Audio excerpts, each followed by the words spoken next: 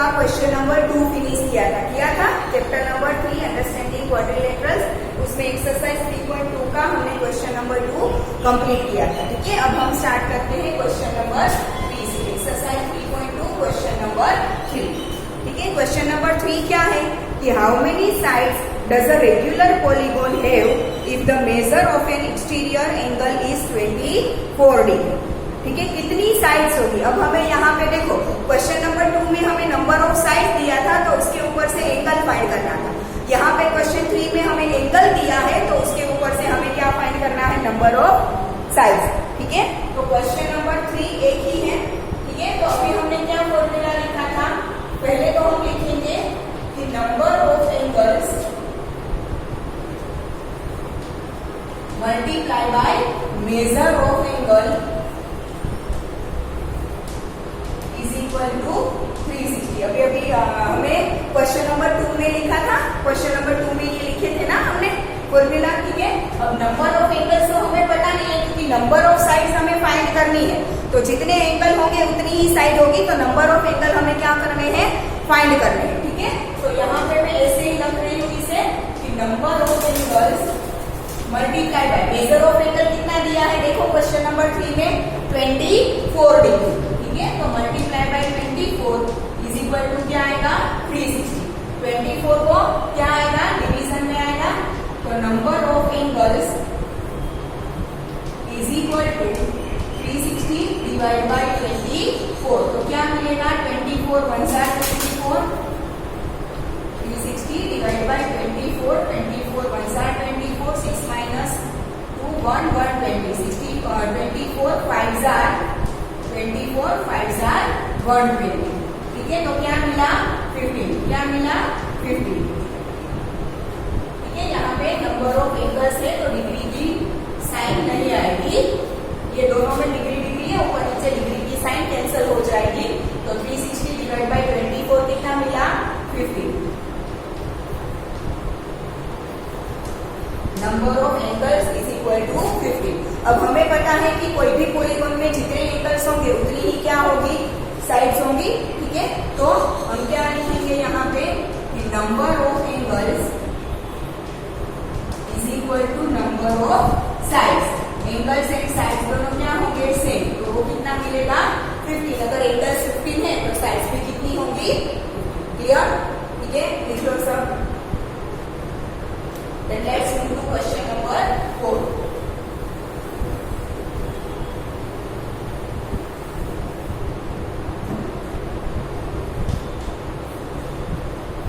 Question number 4 is how many sides does a regular polygon have if each of its interior angle is 165? ठीक है, यहाँ पे भी number of sides he find करनी है, मतलब कि नंबर ऑफ एंगल्स फाइंड करेंगे तो is equal to number of sides हो जाएगा, जैसे अभी क्वेश्चन नंबर 3 में किया। बट देखो क्या डिफरेंस है, तो क्वेश्चन नंबर 3 में आपको एक्सटीरियर एंगल का मेजर दिया था। क्या दिया था, एक्सटीरियर एंगल का मेजर दिया था। यहाँ पे क्वेश्चन नंबर 4 में हमें इंटीरियर का दिया है, तो पहले इंटीरियर से एक्सटीरियर फाइंड करना पड़ेगा, उसके बाद हम फॉर्मूला लगा सकते हैं। डायरेक्टली इंटीरियर से हम नंबर ऑफ साइड्स फाइंड नहीं कर सकते, तो पहले इंटीरियर में से एक्सटीरियर फाइंड करेंगे, उसके बाद उसमें से नंबर ऑफ एंगल्स फाइंड करेंगे।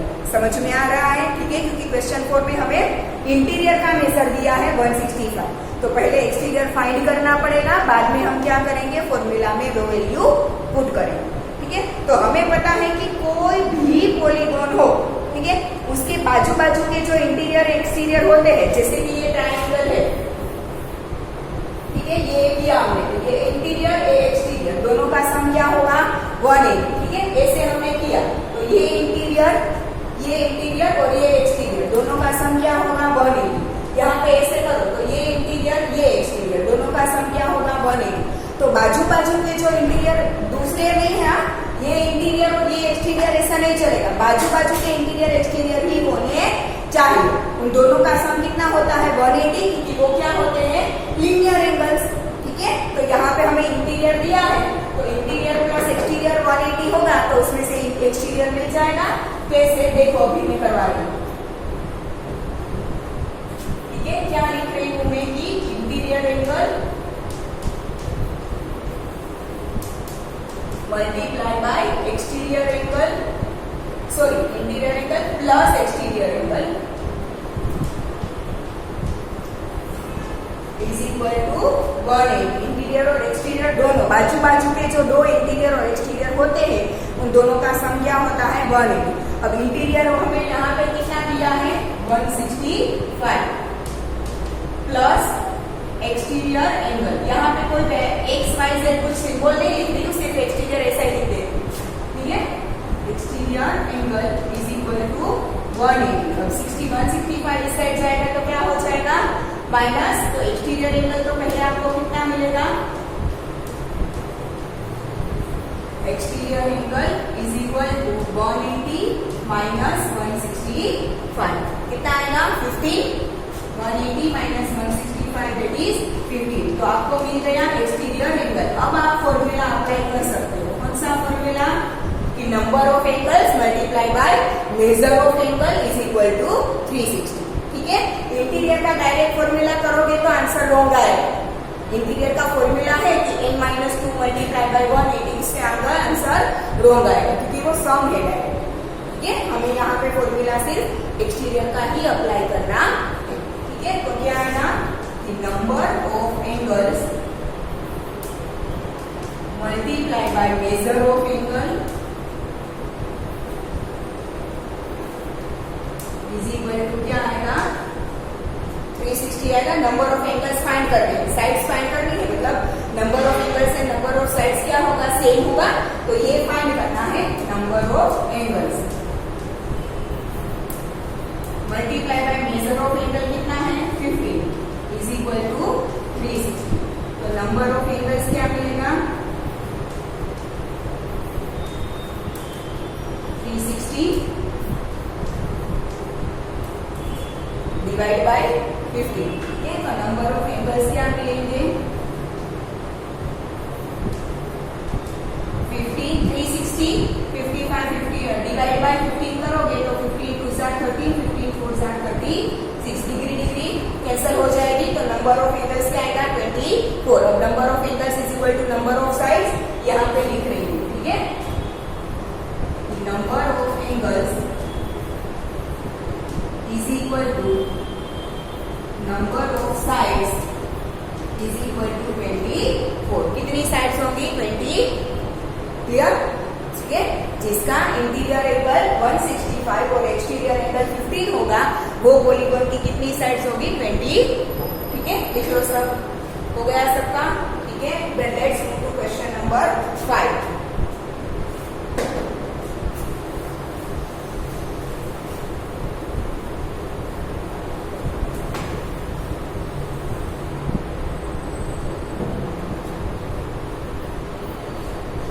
Question number 5 is it possible to have a regular polygon with measure of each exterior angle as 22?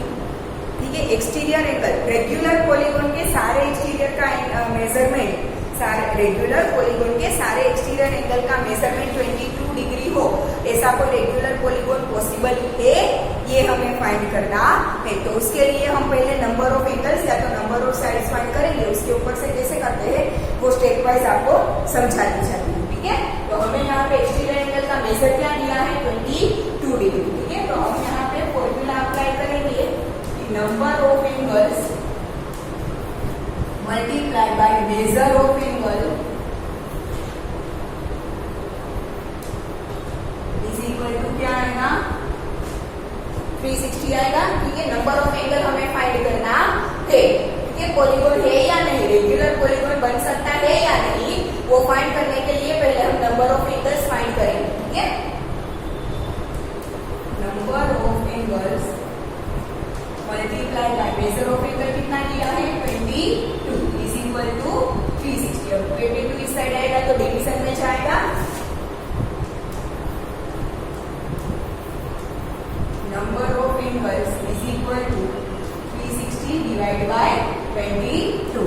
360 divide by 22, 22 1 सा 22, 6 माइनस 2 4 1 0, ठीक है। 22 5 सा 1 1 0, कितना रिमाइंडर बचा 30, ओके। 22 6 सा चलेगा, 22 6 सा 132,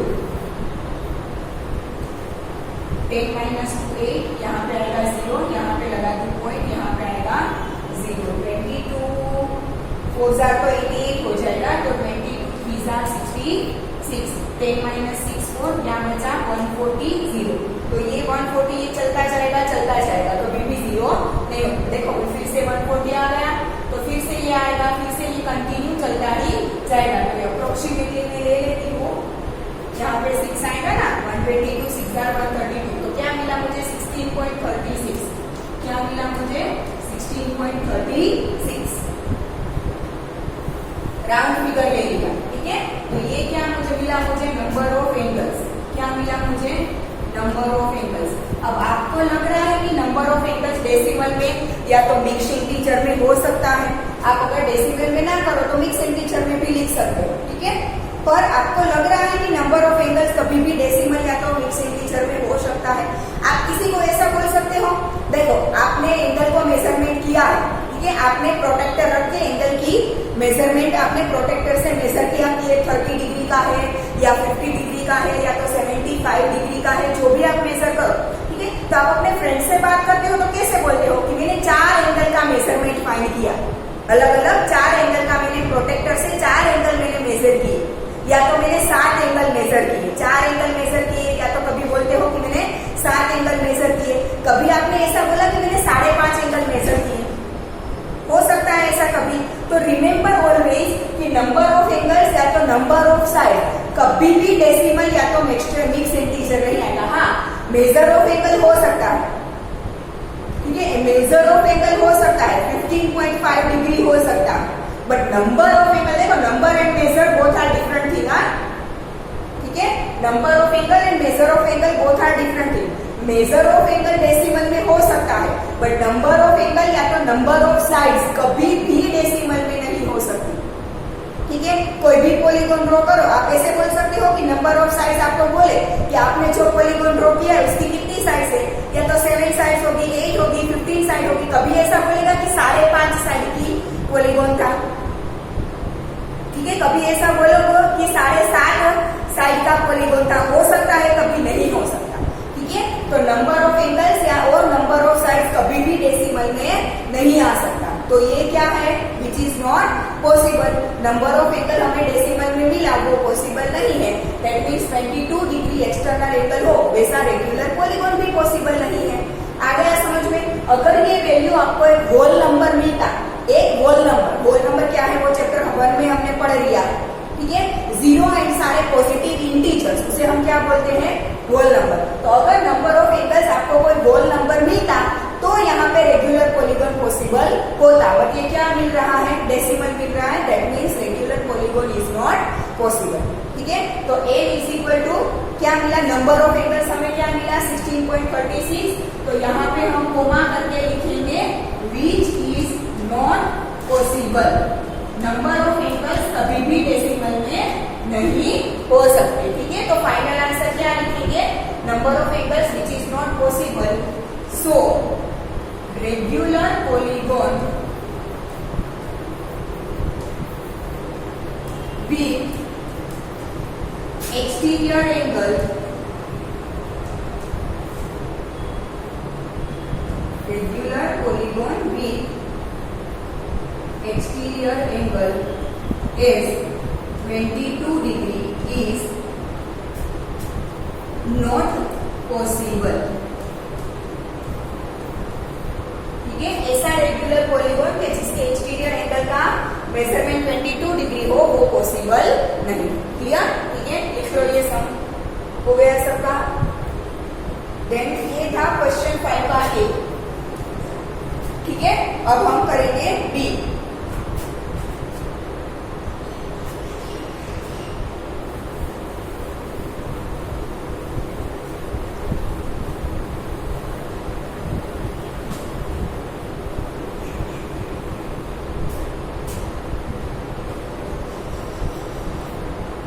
क्वेश्चन 5 का बी। तो देखो क्वेश्चन 5 का बी क्वेश्चन क्या है कि can it be an interior angle of a regular polygon by. अगर 22 डिग्री है वो एक्सटीरियर पॉलीगॉन, वो एक्सटीरियर एंगल 22 डिग्री है। अभी हमने लिखा ना क्वेश्चन 5 के ए में कि 22 डिग्री वाला रेगुलर पॉलीगॉन पॉसिबल नहीं है, बट वहां पे 22 क्या था, एक्सटर्नल एंगल था। क्या था, एक्सटीरियर एंगल था। तो 22 डिग्री वाले एक्सटीरियर एंगल वाला पॉलीगॉन पॉसिबल नहीं है, तो वो अगर एक्सटीरियर नहीं हो सकता तो क्या वो इंटीरियर हो सकता है? क्वेश्चन 1 में हमने ऐसा बोला कि वो एक्सटीरियर नहीं हो सकता, ठीक है। तो क्वेश्चन बी में हमें ऐसा बोला है कि क्या वो इंटीरियर हो सकता है, और अगर हो सकता है तो क्यों, और नहीं हो सकता है तो क्यों, ठीक है। वो एक्सटीरियर तो नहीं हो सकता, वो हमने ए में प्रूव कर दिया। तो बी में ऐसा पूछा है कि 22 अगर एक्सटीरियर नहीं हो सकता तो क्या वो इंटीरियर हो सकता है, ठीक है। तो पहले हम क्या करेंगे, सेम मेथड, वही formula, number of angles multiply by measure of angle is equal to 360, वही फॉर्मूला यूज करेंगे, बट उसमें वैल्यू किसकी होती है, एक्सटीरियर। तो 22 इंटीरियर लेके हम पहले क्या करेंगे, एक्सटीरियर फाइंड करेंगे। यहाँ पे हमें 22 देखो, बी में क्या बोला है, can it be an interior angle, तो 22 अब इंटीरियर लेना है, तो इंटीरियर के ऊपर से पहले क्या फाइंड करना पड़ेगा, एक्सटीरियर। इंटीरियर प्लस एक्सटीरियर क्या होता है, 180। समझ में आ रहा है, देखो स्टेप वाइज करोगी तो समझ में आ जाएगा, ठीक है। पहले हमें यहाँ पे क्या दिया है कि interior angle is equal to 22 लेके अब करना है। 1 में हमने ए में क्या किया था, एक्सटीरियर 22 लिया था, अब 22 को इंटीरियर लेके करो, क्या पॉसिबल है, ठीक है। तो इंटीरियर इज इक्वल टू 22, तो हमें पता है कि इंटीरियर और एक्सटीरियर का सम कितना होता है, 180। आगे के क्वेश्चन नंबर 4 में यूज किया था ना, ठीक है। Interior angle plus exterior angle is equal to 180, दोनों का सम कितना होता है, 180। तो इंटीरियर 22 प्लस एक्सटीरियर हमें पता नहीं है, तो हमें फाइंड करना है। अब 180 सामने की साइड जाएगा तो क्या हो जाएगा, सॉरी 22 इस साइड जाएगा तो क्या हो जाएगा, माइनस, तो क्या आएगा कि exterior angle is equal to 180 minus 22, तो एक्सटीरियर क्या मिलेगा,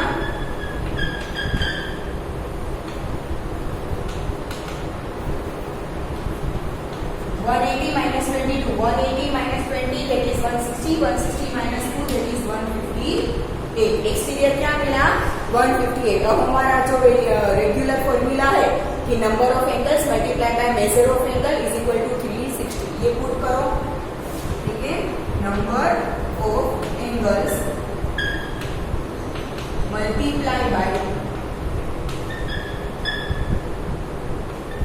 major of angle equal to 360, ठीक है। नंबर ऑफ एंगल्स हमें फाइंड करने हैं, नंबर ऑफ एंगल से ही पता चलेगा ना कि वो पॉलीगॉन बन सकता है या नहीं बन सकता, ठीक है। तो number of angles, major of angle कितना आया, 158, क्योंकि यहाँ पे हम इंटीरियर नहीं ले सकते, क्या लेना है, ऑलवेज एक्सटीरियर, ठीक है, इज इक्वल टू 360। तो number of angles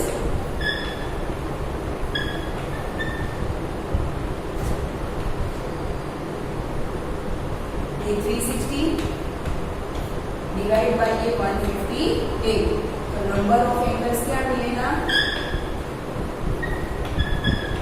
360 divide bye 158,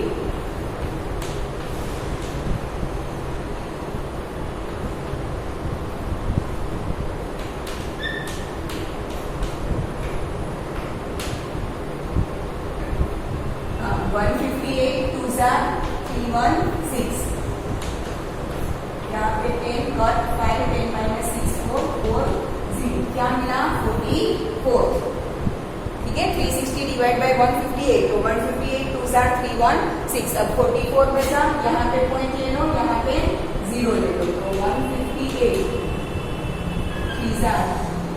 नहीं 2 ही चलेगा, शायद 3 नहीं आएगा,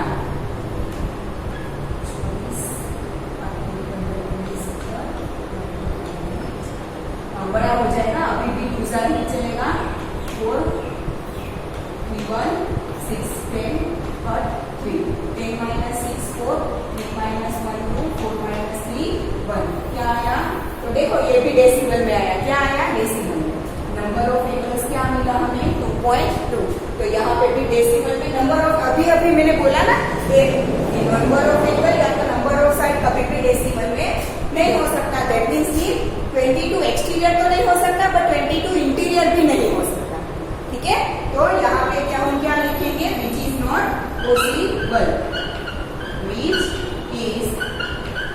not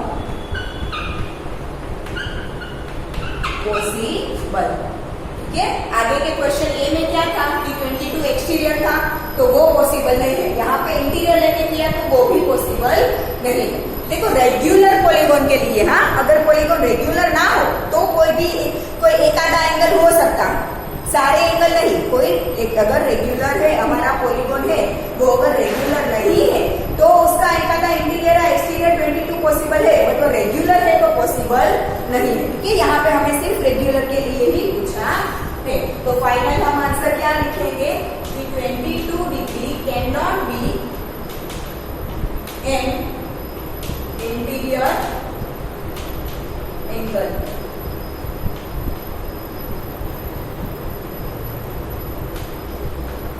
22 degree can not be an interior angle. ठीक है, 22 है वो इंटीरियर नहीं हो सकता। अब हमें बोला है y, तो y का आंसर हमने यहाँ पे दे दिया कि number of angle 2.2 decimal which is not possible, इसीलिए 22 इंटीरियर नहीं हो सकता। ठीक है, क्लियर? लिख लो ये सम पूरा सम हो गया सबका। ठीक है, then let's move to question number 6।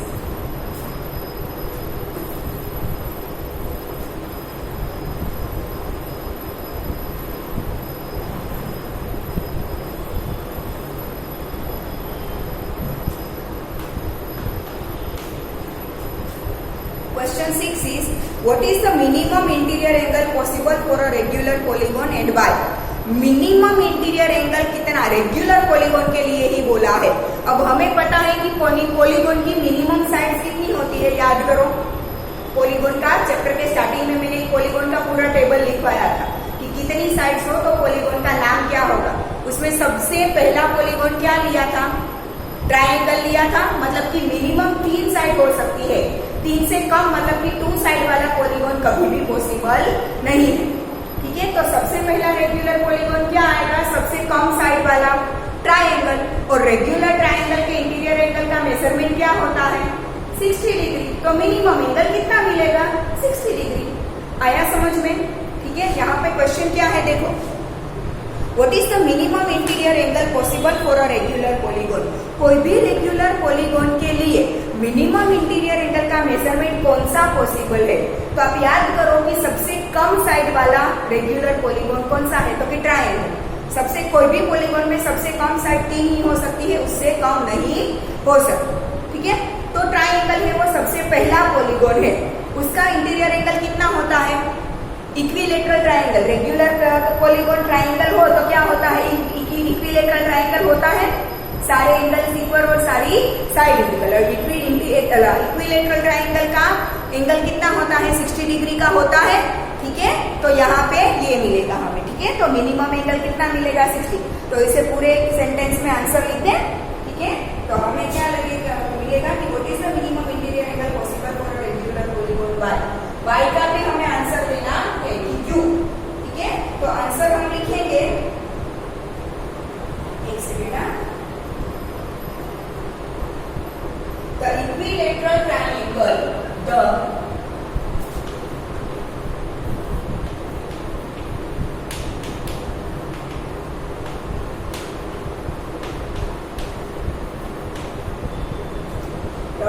equilateral triangle being a regular polygon, being a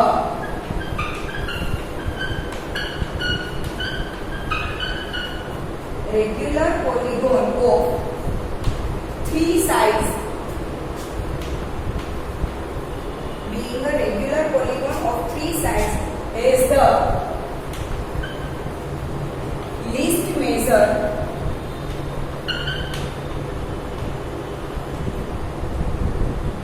of an interior angle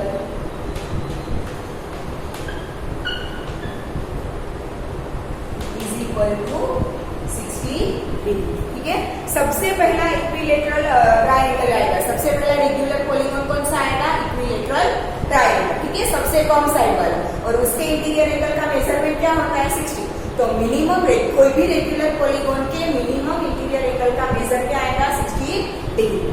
ठीक है, कोई भी रेगुलर पॉलीगॉन का 60 से कम उसका इंटीरियर एंगल कभी भी नहीं हो सकता। ठीक है, ऑलवेज इंटीरियर एंगल 60 से 60 या तो 60 से ज्यादा ही होगा। ठीक है, अब बी क्वेश्चन 6 का बी क्या पूछा है कि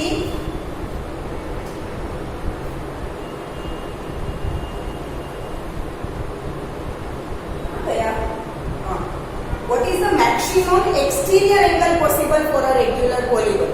ठीक है, मिनिमम इंटीरियर 60 तो मैक्सिमम मिनिमम इंटीरियर 60 तो मैक्सिमम एक्सटीरियर क्या होगा, 180 में से 60 माइनस करो तो क्या मिलेगा 120। ठीक है, तो मिनिमम इंटीरियर 60 है, मिनिमम इंटीरियर 60 है तो मैक्सिमम एक्सटीरियर क्या आएगा 120, मैक्सिमम 120। कोई भी रेगुलर पॉलीगॉन के एक्सटीरियर एंगल का मेजरमेंट 120 से बड़ा कभी भी नहीं होगा। ठीक है, जो याद रखो रेगुलर पॉलीगॉन के इंटीरियर एंगल का मेजर इंटीरियर रेगुलर पॉलीगॉन के इंटीरियर एंगल का मेजर 60 से कम नहीं हो सकता और एक्सटीरियर एंगल का मेजर 120 से ज्यादा नहीं हो सकता। इंटीरियर 60 से कम नहीं, एक्सटीरियर 120 से ज्यादा नहीं। ठीक है, तो minimum interior 60 and maximum exterior 120। ठीक है, तो डी का आंसर हम यहाँ पे लिखेंगे कि फ्रॉम ए, ऊपर के ए से, फ्रॉम ए यहाँ के ऊपर से। ठीक है, इंटीरियर 60 है तो एक्सटीरियर क्या आएगा 120। ठीक है, from a measure of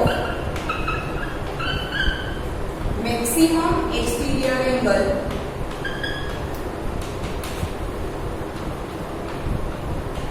from a measure of maximum exterior angle is equal to 180 minus 60 is equal to 120।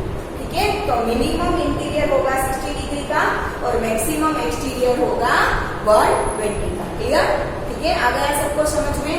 ठीक है, यहाँ पे एक्सरसाइज 3.2 हमारा खत्म होता है। ठीक है, एक्सरसाइज 3.3 स्टार्ट करने से पहले टाइप्स ऑफ क्वाड्रिलेटरल्स पढ़ना पड़ेगा कि अलग अलग कितने क्वाड्रिलेटरल्स हो सकते हैं, बट वो हम नेक्स्ट लेक्चर से रखेंगे, आज यहाँ तक रखते हैं।